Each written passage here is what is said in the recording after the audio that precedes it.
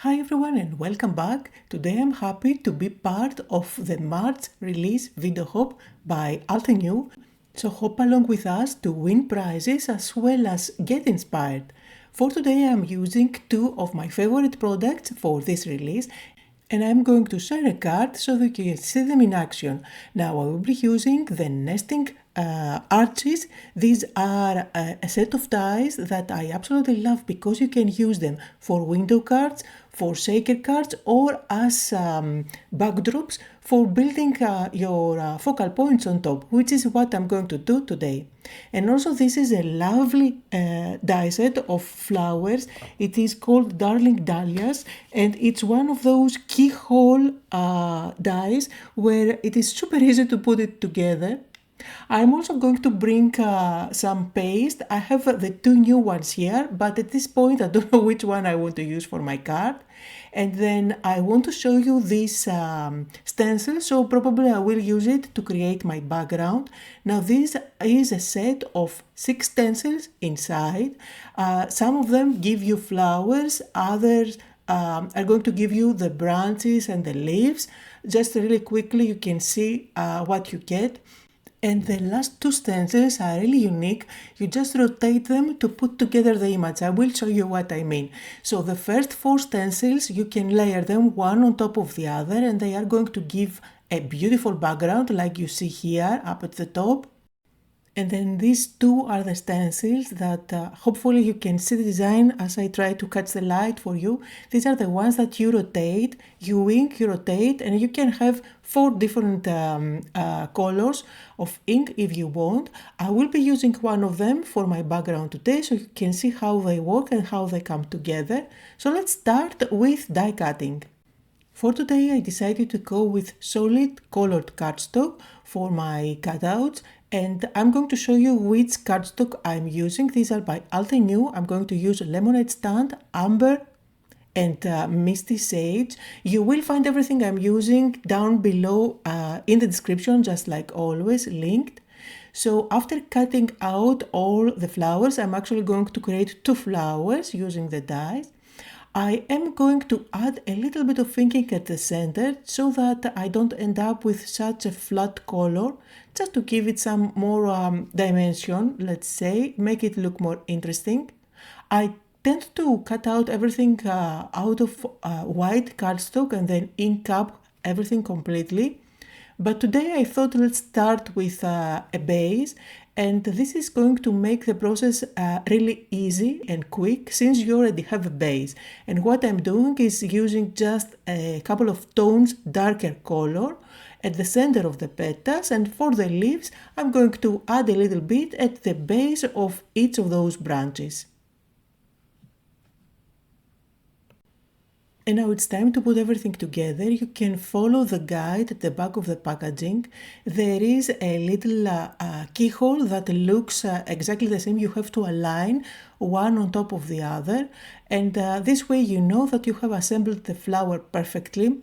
But to tell you the truth, really this is so forgiving. No matter how you stick those 3 layers one on top of the other, they're just going to look beautiful as long as you don't overlap the petals. Just make sure that you have petals in between the gaps. For the center there are 2 pieces that you can layer. I just used only one of them. Again, this is a very forgiving flower that you really don't even have to use the keyhole system to put together. In the beginning I was thinking I want my flowers to be completely flat, but then as I started building them I decided that I want to give them some fluff.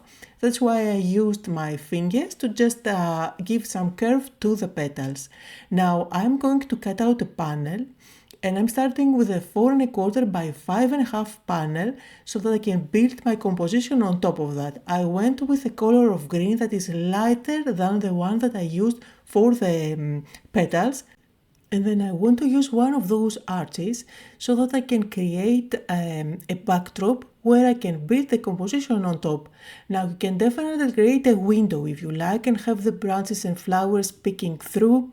You can turn this into a shaker card. There are so many different ways that you can use those nesting dies, and that's where I'm going to build everything on top. Now I'm trying to pick up a cardstock, a color of cardstock, and I went with this one. After all, I think that it is going to give some contrast at the back. And now for the background, I am going to use this stencil to add some subtle interest. So I want to have something that isn't very busy back there, and that's why I'm going to do the inking by using a very light color of ink. And I'm going to use the same ink for all the 4 stages of rotating the stencil. Now imagine that you can use different colors and you can end up with a really beautiful and colorful background.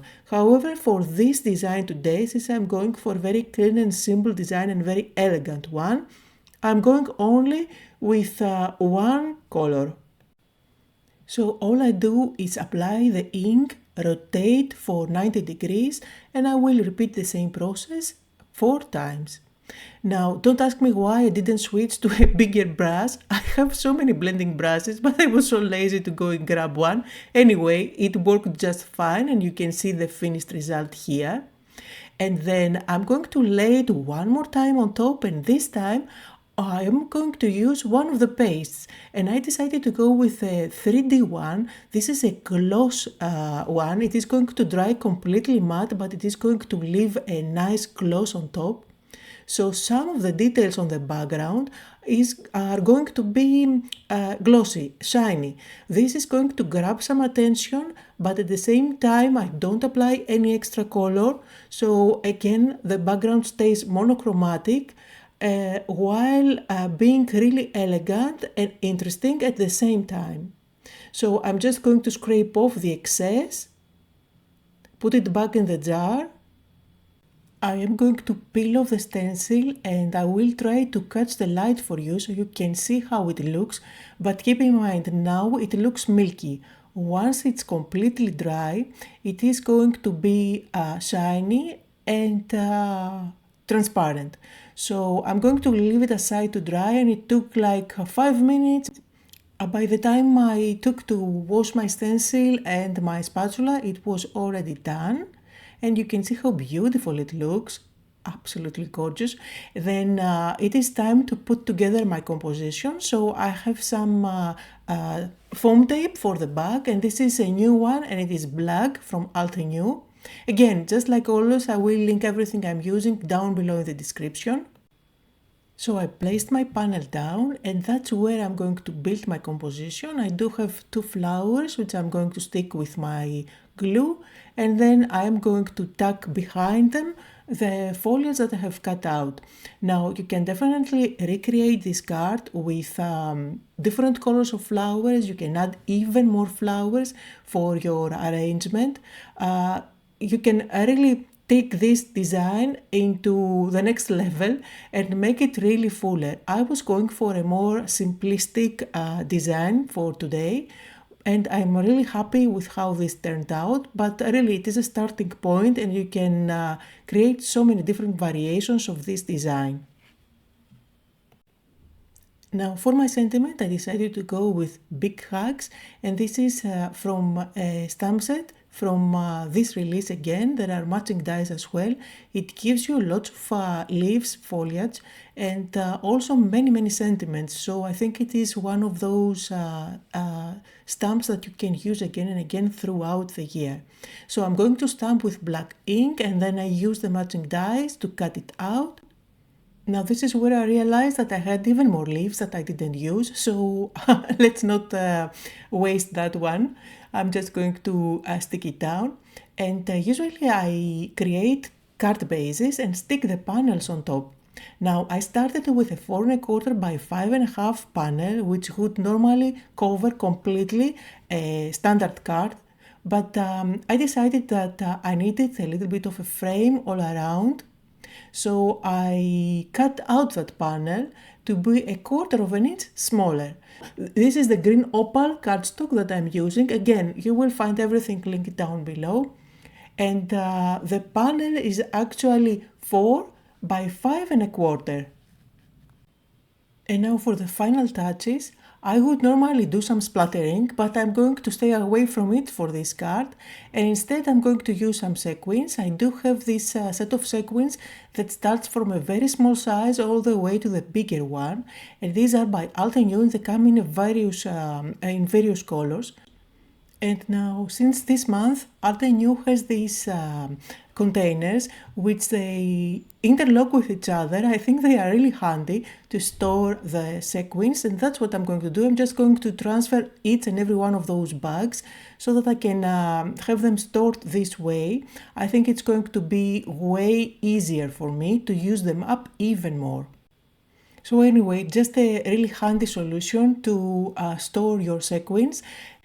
And as I was transferring everything, I ended up with a bunch all over my table. So these are the ones that I will be using for the card today. I'm just going to stick a few at the center of the flowers, some scattered here and there. And here is how the finished card looks. Make sure to leave a comment down below for a chance to win the giveaway. In the description you will find everything you need, including the link to the next stop on the hop. Thank you all so much for watching today. I hope that you had fun and that you got inspired.